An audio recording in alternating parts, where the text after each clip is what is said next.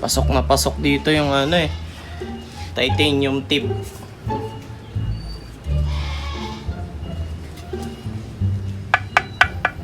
Parang mas malaki yung canister niya kaysa yung akin.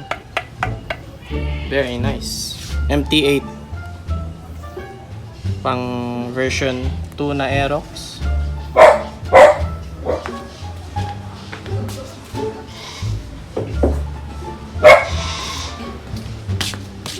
Tapos sunod natin yung elbow.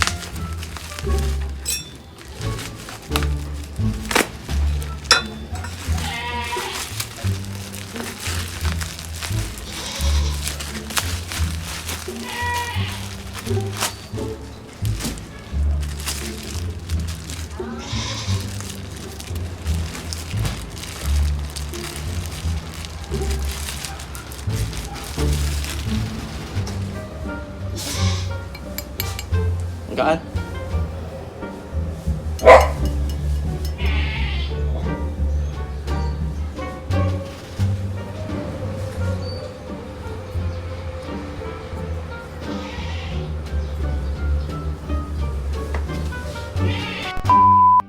Sasalpak na lang.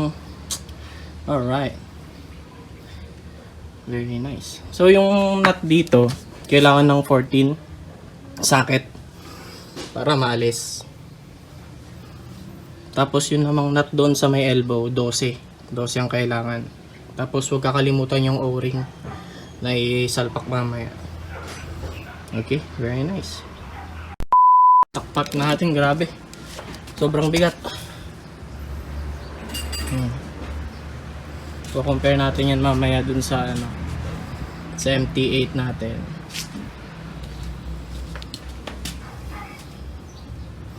Yan, malinis na.